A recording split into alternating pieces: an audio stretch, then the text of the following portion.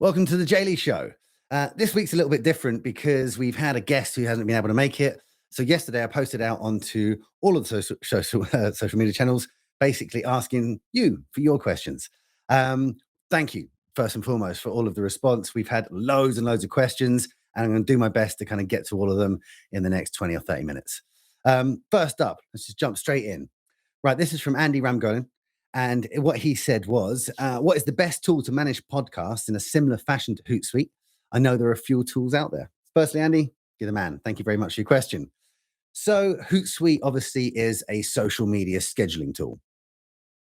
Great for using when you're setting up the posts that are going out on your different social media channels because it allows you to set that up. Podcasts live in a slightly different way, so you don't need to use something like a third party like that. Podcasts are all hosted on one of the platforms. We're a big fan of Libsyn, but there's also Anchor and a ton of different podcast hosts out there. You can even use SoundCloud for free. We suggest Libsyn because it seems to be the most stable from all of the podcasts we've ever released. But also, what's really, really good about it is that you can schedule, etc. Now, you can do this on most of the apps, but what it means is you can batch record your shows, upload them to wherever your podcast host is, and actually have that set out with some consistency, et cetera, in the future. So kind of solving the problem that you're asking there, Andy, and essentially means that you can schedule your shows and you're not having to upload them on a Sunday night to make sure your show goes live. Okay, so next up we have J. Kevin McHugh. Now he asks, if you could choose only one attribute to make you an incredibly effective leader, what would you choose? I think this is an answer that changes pretty regularly. If you've ever been in a leadership position or if you've ever had to run anything, you get better and you evolve at the ways that you kind of learn to be a leader and the way you learn to be more effective as well. So for me at the moment, the best tool that I've found is listening to Jocko Willink's Extreme Ownership. It's a bit oorah. It's a little bit too much sometimes for me. Jocko Willink is an ex forces military. He's high level beyond belief. Commanded huge platoons, etc. I don't know if I'm using the right words. All through the Iraq War. Since then, he runs a company called Echelon Front and actually goes into businesses and teaches them how to handle high stress situations. Because obviously, once you can deal with life and death, you can absolutely deal with business, even though sometimes the stakes do feel like they're life and death. So extreme ownership is how essentially as a leader, it's always your fault, which is something I really like because I tell salespeople that all the time. It's all up to you. You're not relying on anyone else here. The difference is with leadership is how to use that in an effective and positive way. Because obviously saying, oh, it's all my fault, it's all my fault, it's all my fault, that's not necessarily conducive to being an effective leader or living a happy life. But if you take ownership of any problems that happen, if you work to make sure that you're understanding why the problem was, and ultimately the responsibility always does land on you and falls on your shoulders. So extreme ownership is a way to take every problem as kind of yours and then deal with it and work out a solution. The thing that I found fantastic about it is the way that I communicate with people has changed. As opposed to saying, why didn't you do this? I am now approaching that situation to say, I think I made a mistake here because I didn't tell you how important this was to me. Um, where I've seen a big change in that is immediately people aren't defensive. They're actually on your side. They're like, oh, no, this wasn't your fault. I made the mistake. And you're like, well, I don't think and you're not using mind games or anything, but you're just coming at every situation from a point of how can I make this better in the future because it's my problem. I think if Jocko Willink talks about how you should then implement that through all of the, everyone should live by this extreme ownership ideology. And I think it would be great if everyone could. I just don't necessarily think it's realistic. So something I've been trying to do over the last 3 or 4 months is basically just start to implement that in my process. And as I'm starting to see how it affects everyone else, probably something I'm going to continue using in the future. Hope that answers you, Kevin, there. Hope that answers your question, Kevin. Okay, Jono Poon. He asks, what are your favorite leadership strategies and what do you use to lead your own life and business? So again, same sort of answer there. I'm big on extreme ownership. One of the things that we try to do within GL Pro as a business is essentially give everyone ownership of something. It shouldn't be a case of just the upper level management have a responsibility and everyone else is just punching a clock. We're all here. We're all a collective who are, striving to go the same direction. So everyone should have something they own and have something that they take care of. It also means then as a manager, you're not making yourself, or as a leader, you're not making yourself the single point of failure. Now, I'm very lucky. I have Tony, who is my co-founder and is very much the yin to my yang, and will listen to me rant and moan if necessary. But he can be the other side of my brain when it comes to leadership and have that kind of back and forth. If you own something, you get to have that conversation in yourself. You are asking, the hard questions. Is this right? Can I do this better? So something we've tried to do is kind of push that out into the rest of the team, not necessarily the extreme ownership that I was talking about earlier, but this is your thing. You run this, take care of it. And I think the most important part that we always put out there is it's now your responsibility to get this done, but that doesn't mean that you have to do it. You just have to make sure it gets done. So as long as you're on top of finding a resource or scheduling someone's time or, at very worst, turning around and saying, I'm not going to meet this deadline, then you can manage this and you can own this, even if you're not necessarily qualified or experienced to do the job itself. All righty. Wendy Harris, the lovely Wendy Harris. She asks, if you're starting out and could only buy three things, what would you choose? And I read this last night, Wendy, and it's a toughie. So I guess it depends, depends where you are when you're starting out. If you're literally starting a business and you need something, you have nothing at all in your arsenal that you have to then start something. First thing you need is a laptop, no doubt. If you're working in an agency like us, second thing you need is a great big bag of coffee because it's going to be long days, and you want to keep everyone happy with a nice cup of Joe. And third thing for me, and it's two things, but I'm going to call them together, is a pen and paper. Seems silly, but if you don't have any resources, I remember when we first started the business and we were working out of a shed, and I was using a pad from a previous job or something like that, and it ran out, and I was like, oh yeah, stationery. It is an essential part of my business, being able to write things down. I'm not great at writing notes in meetings, and I'll use my phone, hit record the audio, and then write that up later. But I live by notes. I live by notes and then calendar system. And if I'm not able to write everything down, I'm just too much of an airhead and won't remember. So I genuinely think that a laptop and pen and paper are kind of almost as important as each other. There's no point having just a pen and paper. This isn't 1976, but the same point for me. I don't work well personally with lists and Word docs, etc., with lists on my laptop. I like pen and paper that I can scrub something out. Um, and also, there's something great which happens to my memory when I write something down. And that is, I remember when we were in bands and trying to learn cover songs, I would write out all the lyrics from a lyric book, write them out. By the time I was finished, I'd probably know the lyrics. There's something magical that happens when the physical action of writing something down happens. It kind of solidifies it in the back of my head. So if I was starting a business today, simple as laptop, biggest bag of coffee you can find, like proper sack, and pen and paper, and you're good to go. Okay, so Claire Farley. Claire Farley asks, how do you prioritize? Sorry, actually, I say Claire Farley. This is my co-founder, Tony. Thank you, Tony, for the for the question. So Tony asks, how do you prioritize workloads when you're overwhelmed, and what should take precedent? So it feels like a loaded question to me, but okay, Tony. Um, so how do you prioritize workloads? For me, there's always lots of plates spinning, and for everyone there is, right? You've always got more stuff than you can kind of handle. So going back to what I was just saying, I'm very big on having a structured kind of way of project managing yourself. For me, I live and die by my calendar. So I put anything in my calendar has to be done when it pops up. I don't want to see notifications sitting there saying 17 things or 25 things because I know that I'm behind. So I put actions that need to be done into the calendar. And this actually if I take a step back, this comes from using the Eisenhower principle, which is essentially four quadrants. And you have do it now, do it later, delegate, don't do it.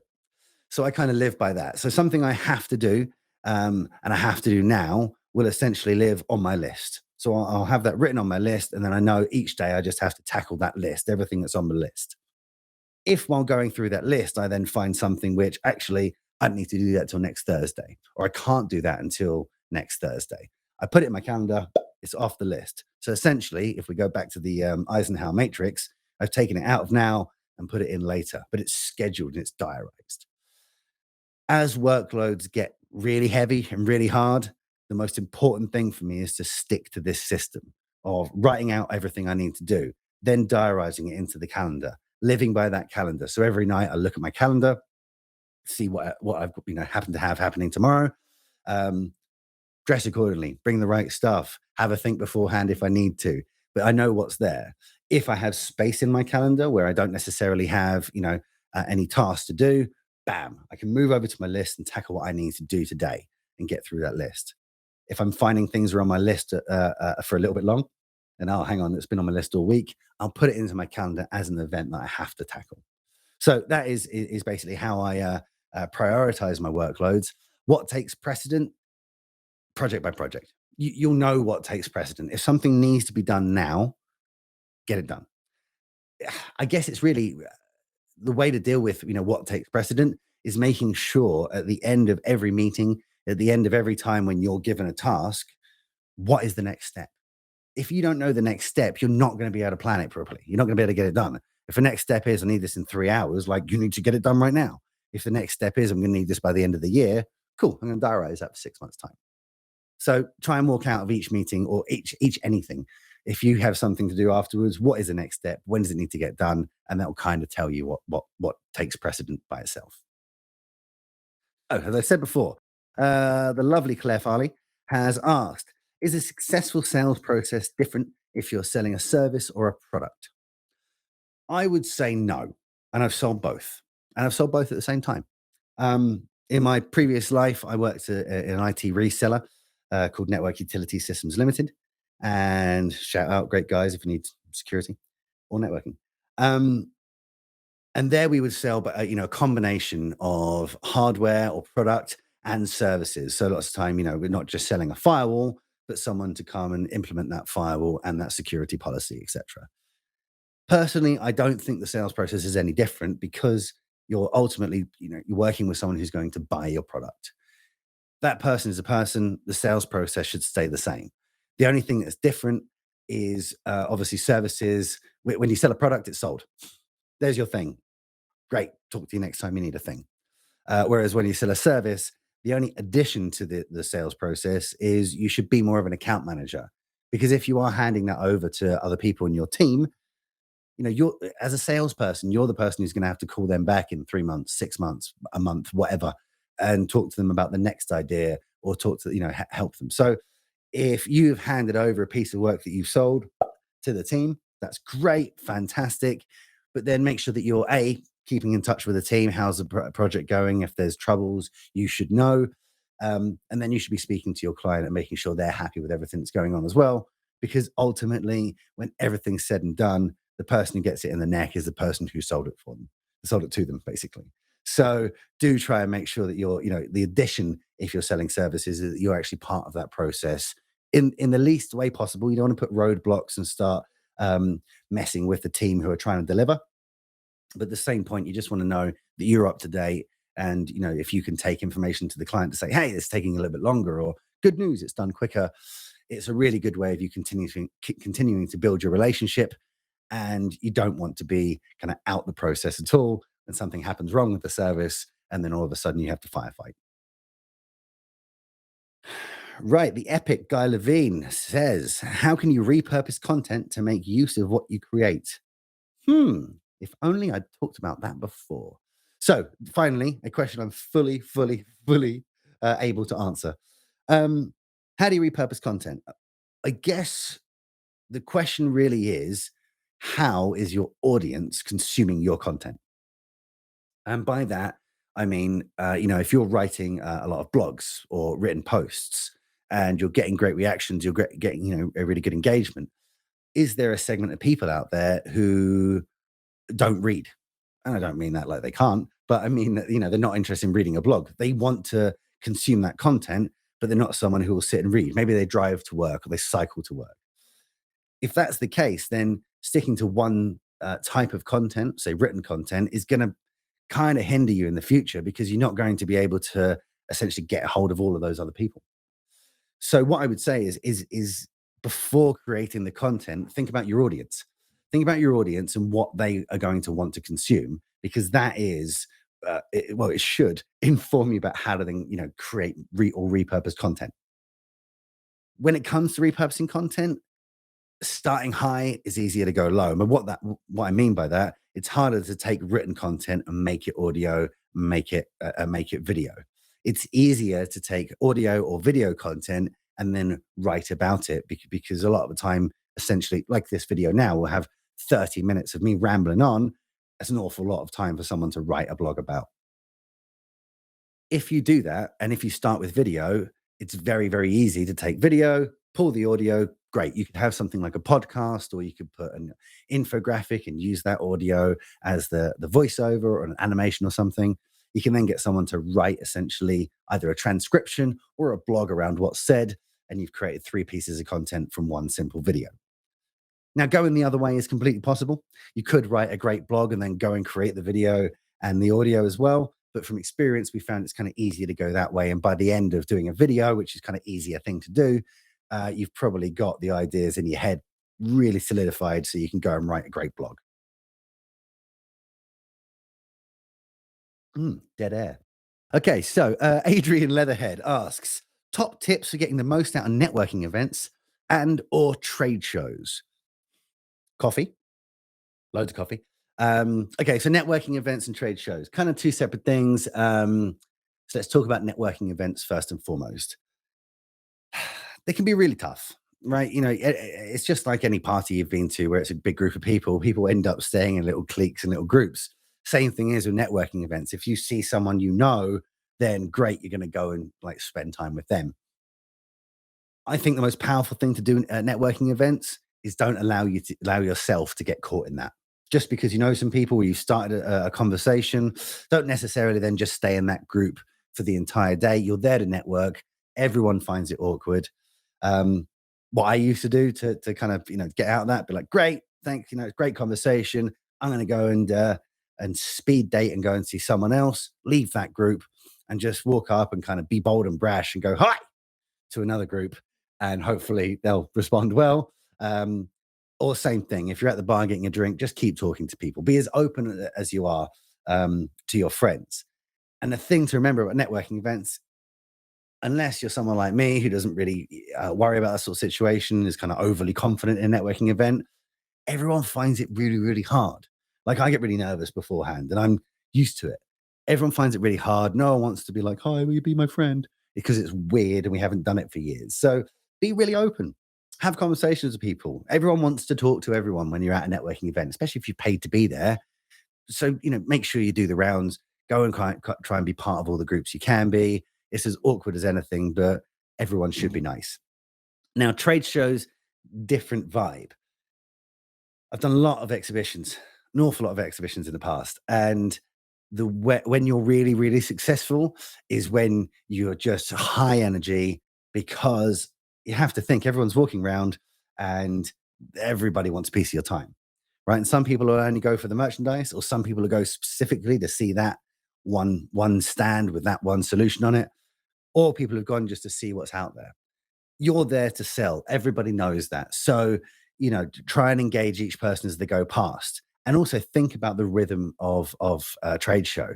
People tend to go in, and if memory serves correctly, they tend to go left. So they go in, they go left, they walk around the whole thing, they stop, they get coffee, and then they walk around it again. If that's the case, try and not jump on people. If you're right at the front door on the left as they come out, then try and not jump on people straight away. Hi, how you doing? Do you want to come see me? Because they'll inevitably be saying, no, I just want to have a quick look around first. So I used to take note of people going past and say to them, hey, come see me on the way back round. And people are kind of thankful for it, because every other salesperson is going like, hey, me. Whereas I'm like, go quickly. You don't want to stop here yet. Using that kind of negative or that kind of pendulum where you're pushing against and not doing what people expect, I found is really, really good. And just means when people are coming back round and doing the second looksy loo, they're like, hi, and they'll give you eye contact from ages away and say, this is you now. This is your time to have a conversation. The hardest thing about trade shows is 1 to 3 days usually. They're hard, they're tough, they're long days. They really, really are long days. Don't sit at your stand and playing on your phone. Don't do it. It's very expensive to go to a trade show. It's really, really expensive to go to a trade show. So spend the time usefully. And I've walked away with fantastic leads that have turned into real business from them.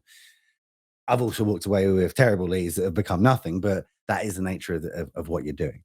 So be high energy. Don't sit at the back on a laptop waiting for someone to come to you. Stand at the edge of the stand. Be willing to engage people, talk to people as they come past. Don't necessarily be like, hey, come see my thing. Just talk to people, get people in a conversation. Again, people are there to find out information and have a conversation. So chances are they'll be okay with it. All right, we're heading down to the bottom of the list here. So, Kirsten Flynn, hi Kirsten, asks, which marketing network platform has given you the best ROI? Now, not just because I'm on live here, but LinkedIn, 100% LinkedIn. Sure, I'm on Instagram and Facebook, but LinkedIn has just been the heavyweight champion for actually bringing in ROI. And when I'm saying there, I mean like money. We post videos, we get people, literally sending messages saying, hey, how can I have one of those? On Instagram, less so. It's, people aren't necessarily there to do business and you can't necessarily contact, the right people, whereas LinkedIn has been great. What's interesting is number two on that list of what's been the best platform for ROI, specifically for us, has been Facebook. And reason being, as much as Europe doesn't use Facebook for business as much, unless it's quite low down, quite a small micro business, or it's going B2C, but B2B connections and working with people, etc. We tend to do on LinkedIn or via email or referral, not necessarily through personal Facebook pages. In the US, that is not the case. In the US, people use their personal Facebook page just as almost like their LinkedIn page and their family page, which is really nice because when you connect with people, you're getting to know them on quite a personal level from day one. But also for me was a quite a strange turn because I had to then change my Facebook profile because I can't be using it as it's just a group of my close friends anymore. Now it's prospective clients as well. So for me, LinkedIn and then Facebook, and also Facebook for the ad platform has been fantastic as well. Okay, so Rod Sloane, this was my favorite question. Okay, this was my favorite question that we posted out yesterday. I said, we've had a guest who's cancelled. Need help with this LinkedIn Live. Any question, I'll answer it. Rod asks, what's the point in LinkedIn Lives? So first and foremost, I'd like to hear your responses on this. If you're watching now or if you're watching later, throw some comments on. I'd love to know what you think of these lives. We're doing it because we've been accepted to part of the beta program. And actually, it's been a really good tool to use to speak to some awesome people and get out there and kind of have great conversations. So for me, it's been great. And actually, for me, LinkedIn Live has kind of reinvigorated my love for podcasting. I get to book guests again. I get to have conversations with people I never had, which is something I used to do many, many years ago before starting the business when we had the podcast, How to Write a Tune. But what is the point in LinkedIn Lives? I guess as far as LinkedIn's concerned, it is to catch up with all of the other platforms. Now, I know a lot of people out there are really worried that LinkedIn's going to become Facebook. Oh, no. I think ultimately what's going to happen to LinkedIn is it's going to become a more user-friendly platform. And people like lives. In fact, I even heard stories are going to be added to LinkedIn now as well. People like stories on Instagram. I know people who do not use, ever look at a post. They only live off the stories. But then conversely, those stories and lives haven't really worked properly on Facebook. People don't really use stories that much, whereas they do use the live option because it's been out there an awful long time. So what is the point in LinkedIn Lives? I guess for LinkedIn, it's got to be just to keep up with the times and make sure that their platform is as user-friendly as possible. But I know from previous conversation with Chris Williams, he asked the same questions out there. And people aren't quite on board yet. They don't get it. They find it annoying that it pops up in the notifications. I think this will change. I think as it moves out of its beta phase and actually is implemented into LinkedIn and everybody has it, it'll change the ecosystem a little bit and have to be a different part of it. But at the moment, I guess it's the Wild West out there. And what's the point? I don't know. Yeehaw. It's good fun, right? Okay. So we've got a few minutes left, and this is where things get squirrely. So this is the quick fire round. This is the questions that I might not exactly be qualified to answer, but let's find out. Okay. Henry Guanta asks, why does the government allow building on floodplains? So I don't know. But what I do know is that I'm a fisherman and rivers are lovely and it's nice to be near a river. Yeah. Second question from Greg Armstrong here at GL Pro. Voice messages versus email, rude or time efficient? Great question. Hard to answer in a quick fire. I would say voicemails are an important part of the sales process. You should make sure you've ticked all the boxes because I, for instance, don't listen to my voicemails, but someone else might live by them. So do have voicemails as part of your process, but don't leave 24 voicemails. I don't want to hear you going on and on about it. If you send one, I'm going to hear it. Okay. Uh, Josh, Josh Shaunow, who I've been on his show, and I've probably just butchered your name. Sorry, Josh. Asked, would love to hear about the top tools or software you guys to automate or manage content and posting. And also say keep up the awesome content. And damn right, you do too, Josh. So, what do we use to manage or automate content and posting? Huge fan of Hootsuite. Having a content scheduler is so important because people who live, any of you out there right now who are doing a social media job and you're living hand to mouth or you're using the platform itself to schedule the posts, you're having a hard time and you don't know how stressful your job is yet. If you were to spend that same amount of time working to create next month's content, next week's content, and schedule it, you're going to be able to see the wood for the trees. It's going to make better content. You're going to get like much better engagement. And also, you can still post whenever you want. But having it scheduled means you're going to keep the consistency up and you're going to be able to see a bigger picture. Jamie Irvin, oh, been on his show too. He asks, how do people put out so many videos that aren't original content, and is that a good strategy? Again, hard to answer on quick fire round. My co-founder, the lovely, the fantastic, the dead smart Mr. Tony Gordon, is so hard and fast on this that we just don't use other people's content. Yes, you can get away with it, but ultimately, the law is a law. If you haven't been given permission to use someone's content, chances are there's a copyright infringement there somewhere. If you're quite low level and you're just posting and you're not necessarily monetizing it, it might not be a problem. What are people going to come after you for? I don't like the idea of that because if you end up basing your whole business on posting content that aren't original, someone else's, and that does become a problem, and you start, getting very successful at it, it's not scalable. You're going to get to a point where you're having to pay an awful lot of money every time you release a show, and everyone do that. So, what I would suggest is pick up your phone, create your own content. Another one from Guy. No, same one from Guy. Oakley Dokley. So, Chris Augustin asks, perhaps you could bring some insight into your own experience working in the field, supporting individuals, business operators, and owners, and how to leverage social media to bring more traffic and transferring it into more sales. That is the question, right? That is absolutely the question, Chris, and thank you for sending it through. Um, how do you get more sales out of out of marketing?